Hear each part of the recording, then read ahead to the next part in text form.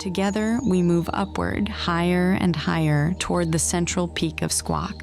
Step by step, we leave farther behind the worries and daily rush, leaving our cars at the entrance to the preserve. The trail seems to disappear into fresh, vibrant greenery, generously fed by the nourishing local moisture. And our eyes, hungry for nature, drink in these countless living shades of green, so rich and endless, they feel as if only a loving creator could have imagined them. It's hard to believe that we are not alone here. That this preserve, too, can grow busy. At any moment, someone else could join our quiet walk. A flash of a bright baseball cap in the foliage. A stranger's voice breaks the flow of thought. A child's shout. A dog's bark. For now, however, our only unseen yet constant companion is the sound of water. In science, it is often called white noise because, like white light, it contains the full spectrum of frequencies. Its steady, unbroken rhythm has a calming effect on the nervous system, and we can feel that calm settling in right now.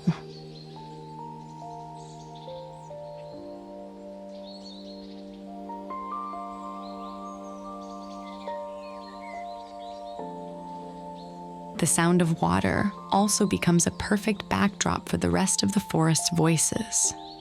Solitary bird songs, the soft buzzing of insects, the croaking of frogs, the snap of dry branches, the whisper of leaves moving in the wind.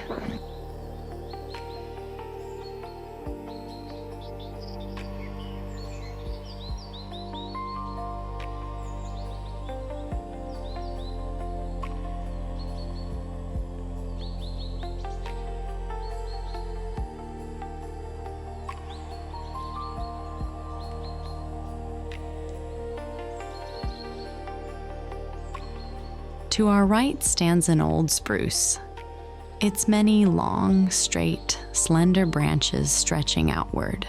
It looks like a forgotten utility pole once strung with wires, now slowly overtaken by moss, no longer distinguishable from the forest around it.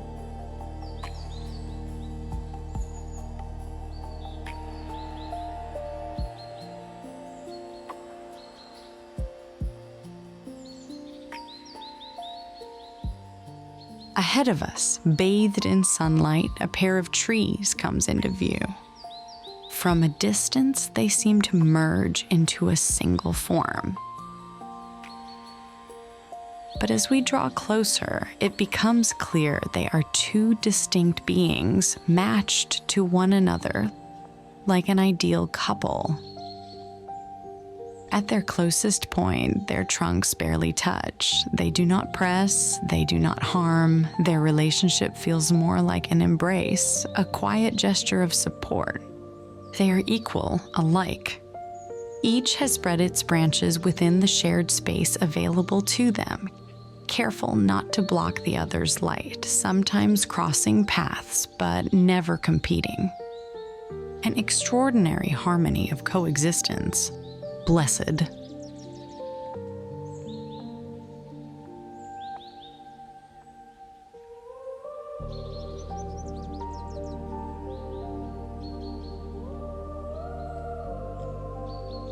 Against the bright background, an unusual silhouette catches our eye. The imagination responds at once, assembling a three-dimensional outline. A structure made of branches begins to take shape. Perhaps a tower, a staircase, or the simple frame of a tent. And what did you see?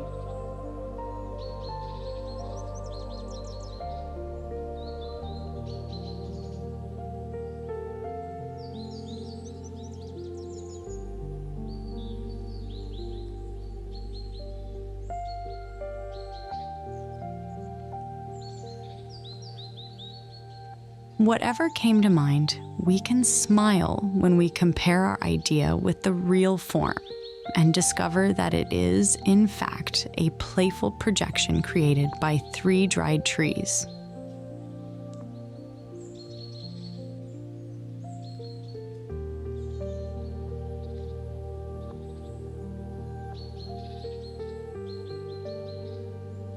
A curious branch leans toward us, thick, moss-covered. It resembles a piece of land, or even a small island. The branches growing from it look like individual trees rising from the surface.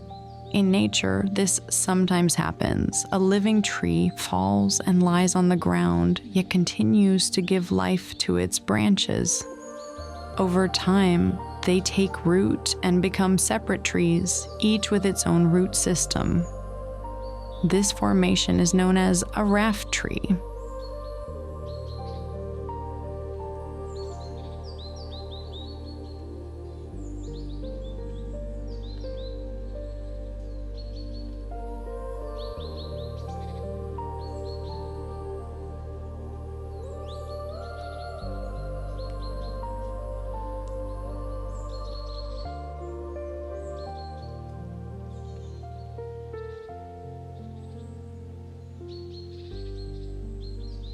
Have you noticed how old trees inevitably give a forest a sense of quiet mystery, something's just shy of a fairy tale? Perhaps this is because every culture has its own childhood fairy tales, myths, and legends about forests and ancient, long-lived plants.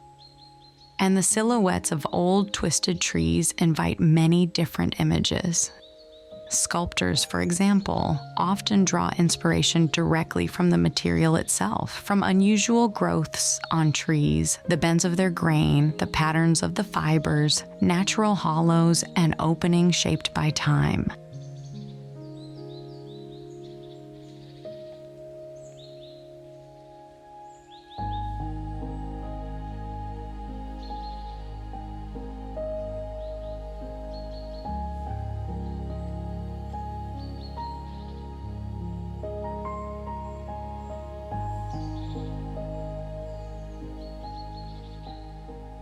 Just look to the right.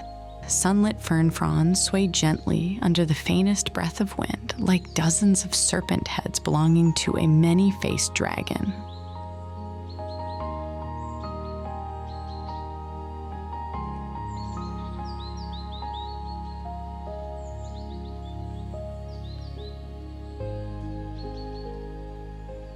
A trail sign seems to bring us back to earth. Or perhaps it simply reminds us of the title of a story. May Valley Loop Trail. Do you know it? We are writing it right now.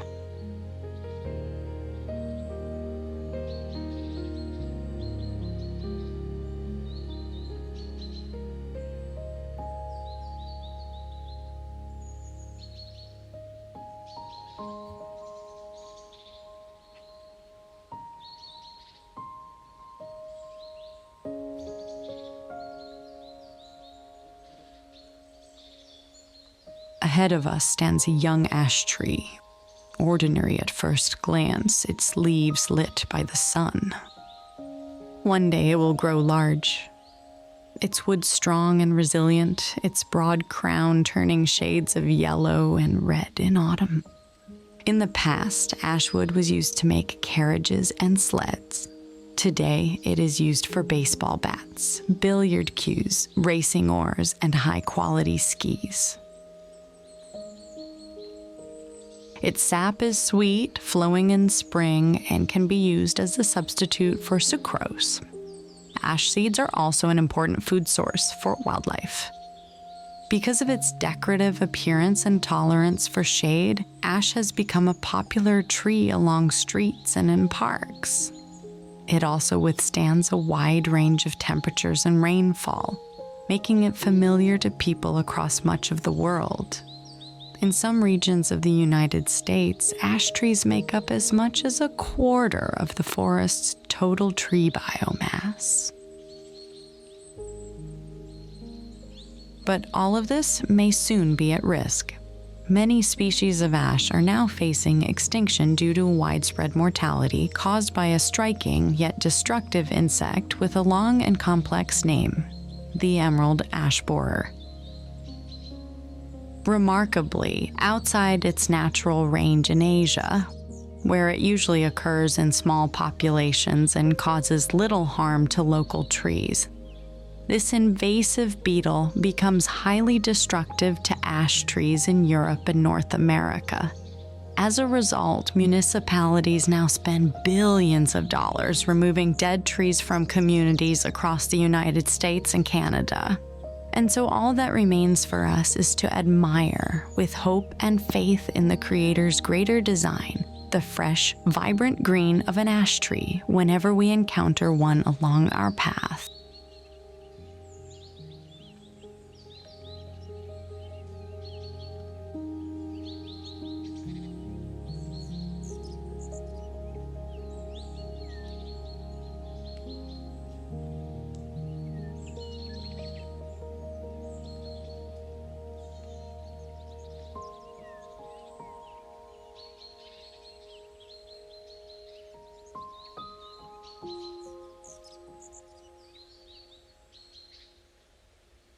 All around us lie dry, leaning, fallen trunks and branches, dead wood. A small fragment of wilderness, a glimpse of a true forest, where no one is in a hurry to clear away the remains of life from the trail or from the eyes of park visitors. Among the fallen, a massive tree shows a remarkable will to renew itself, sending out dozens of young shoots right at its base, above the roots.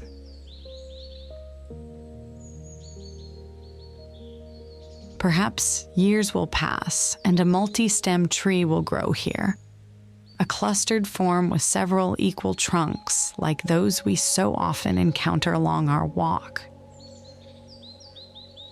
Or perhaps the strongest shoot will take the lead, surprising us one day with an unusual curve or a tapered trunk.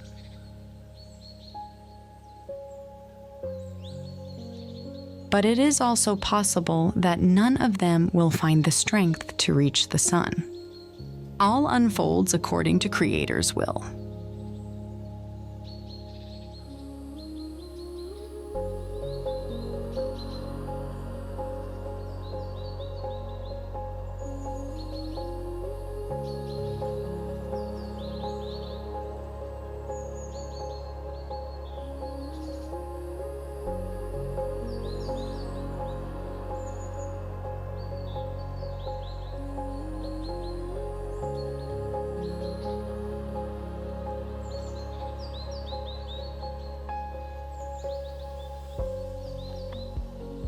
Have you noticed how the landscape has changed? The bright greens have given way to earthy tones, a quiet umber, warm ochre and terracotta, indifferent gray, solemn soot,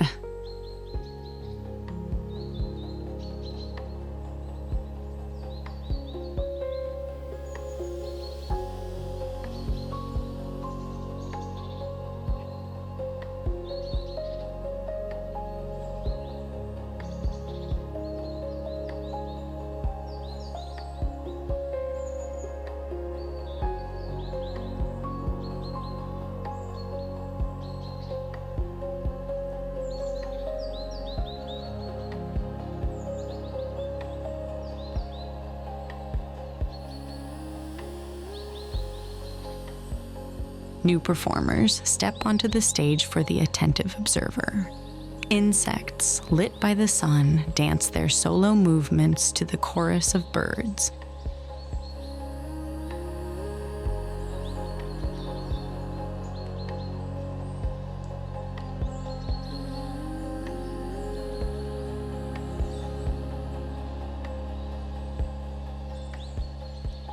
To the right, an unusual little shrub catches the light. Several tiers of small leafy clouds as if stacked along a slender trunk. In the language of garden art, we would call this a topiary form.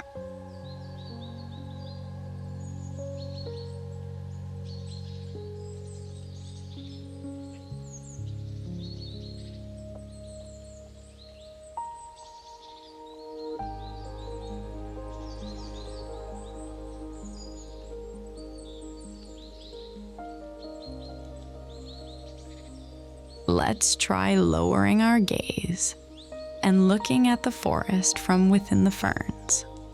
The light filtering through the branches and fern fronds turns them into something like window blinds.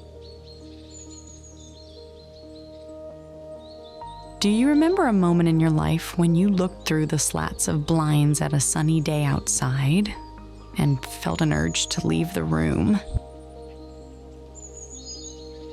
To breathe in fresh air, to feel the light touch of a breeze on your skin, to squint gently in the sun.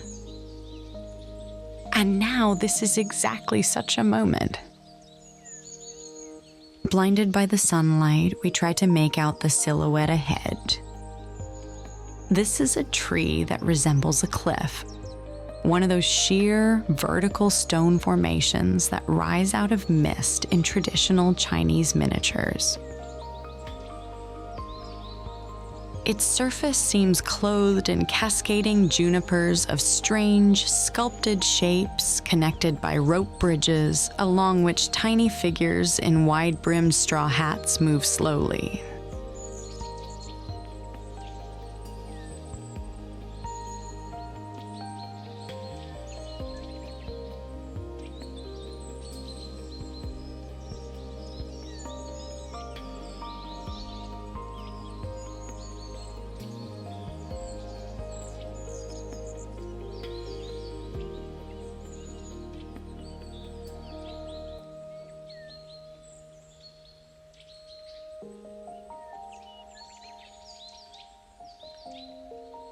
The landscape shifts once again.